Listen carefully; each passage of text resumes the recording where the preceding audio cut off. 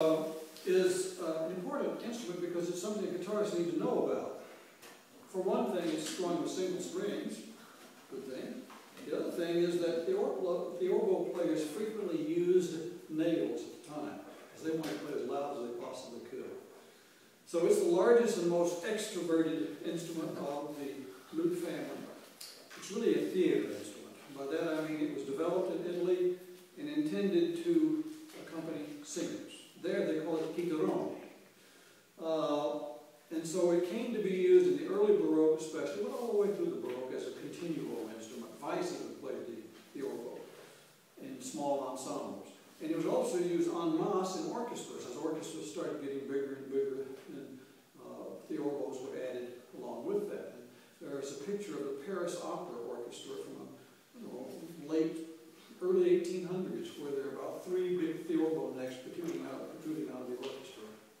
So it stayed around for quite a while in the theater. And the Theorbo then was the forerunner of the harpsichord. It's a beautiful accompaniment for the voice. It's really what it was intended for. The sheer size and long bass notes make it louder. I think, though, when you notice when I play that, mostly when I play, I'm not playing the big strings so much. I play them some, but basically it's the resonance. Now that sympathetic vibration up here that makes it a little bit more resonant and richer. Okay, now I should tell you, by the way, this is a small solo Theorbo.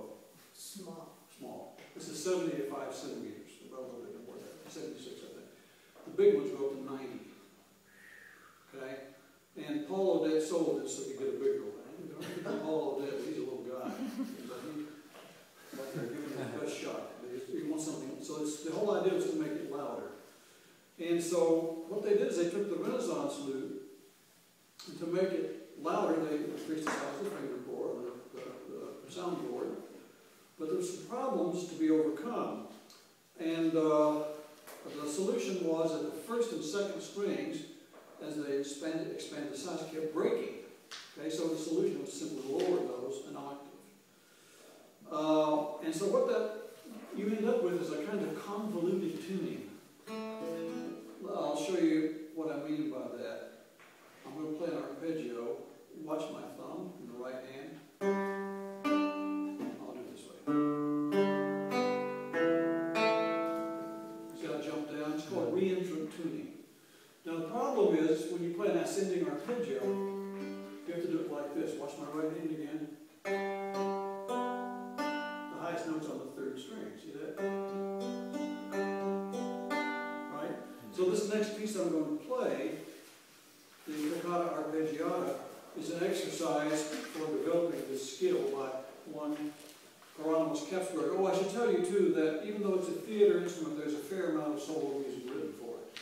Kepsberger is one composer, Piccinini another, Castiglione another, and Robert Duvisset, the guitar player and instructor to King Louis XIV.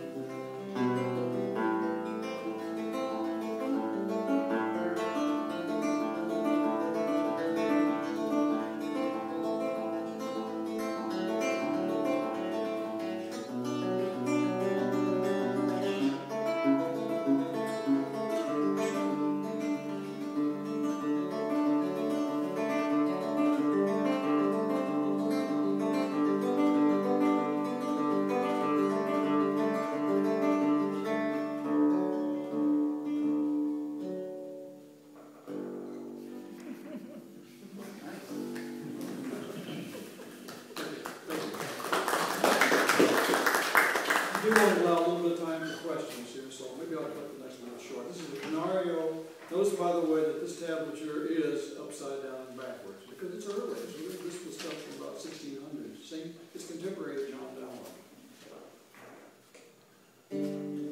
Canario.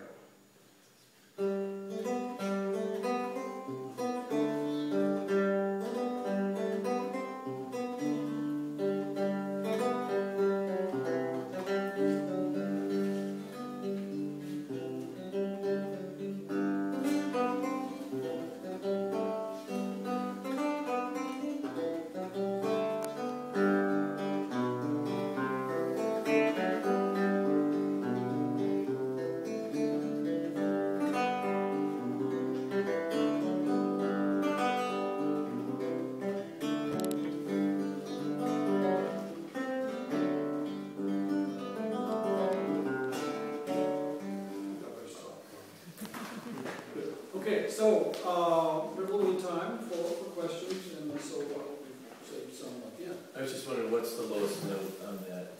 Your Lowest note is actually a low A, but you know, I had to set this up so that it's the same number of strings as in the same space as my Baroque flute, and I had to actually take one string off, so it should be a low G at the bottom. So this is a 13 course, it should be a 14, but actually they go up to 15. I think the one on your tuning chart back is a 15 course. When you mentioned the Bob James and Chacones and the dance sheets, were those originally meant to be danced to? A good question. I always have someone ask that. I'm always so happy to explain it. They're what's called stylized dances. They were in imitation of actual dance music, but actual dance music was played usually by wind bands. And if you go to some of these old palaces in Europe, you see this little balcony up above where the musicians played from. Well, the crowd down below was raucous, you know, so you could possibly hear an instrument like this playing. But so when composers like Bach and Weiss, when they wrote these dance suites, they were meant to be listened to. They were stylized. In other words, they were in a style of an actual piece that was danced. But they were never danced to. But a good question. Nelson, how do you know from the tablature when to play the lower strings? Oh, good question. Good. I'm so glad you asked that. Okay. The top 6 strings, I think everyone understands, right? Okay. So let's imagine that here's our 6 lines of tablature. Kind of sloppy, but you get the idea. 1, 2, 3, 4, 5, 6. Okay. So one below, this is the 6th string of the tab. Okay. One below that would be the 7th course. This is the 8th. The 9th, the 10th, the 11th, the 12th, and the 15th. Wow. Okay? And you'll see that on the Hagen. When I played them all, you'll see all those 5s and 6s and 4s and little notes. So that's how you do the business. But I've forgotten to mention that. Anything else? Yeah. I had a question. Well, Guillermo Ferrens told me this one time, and I wondered if you had ever heard this story. But, you know, Segovia thought there wasn't enough Baroque music for the guitar, and so he talked to Ponce about creating some more Baroque music, and then they were trying to figure out, okay, we can't say it's by Ponce, so they looked around and they found Silvius Leopold Weiss. He was unknown. And he was unknown, and they said, okay, well, this was by Silvius Leopold Weiss when it was actually by Ponce. And then it turned out he was actually a great composer. Oh, yeah. Is that a true story? I mean, yeah, it is a true story. It is absolutely a true story. And so fortunately now they use a label in music. It's good music, but it's Ponce, it's not Weiss. You can tell it's not Baroque. Oh, absolutely. It isn't even close. Yeah. But it's interesting how they discovered Weiss. Yeah, Segovia had a bit of P.T. Barnum on him, you know. That's all right.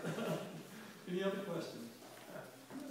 On those lower bass strings that don't have a fretboard under them, were they only ever played as open, or did they play harmonics? Well, no, they'd have to be retuned. No, there's never any harmonics used on that. But they're always free swinging because, you know, you don't need a fretboard and they always play open. Yeah. Now, the upper ones are sometimes fingered. So there's allowance on the fretboard to get to the finger those if you need to. But they're always free swinging, as I call it. Anything else? Okay, thank you so much. You've been very attentive.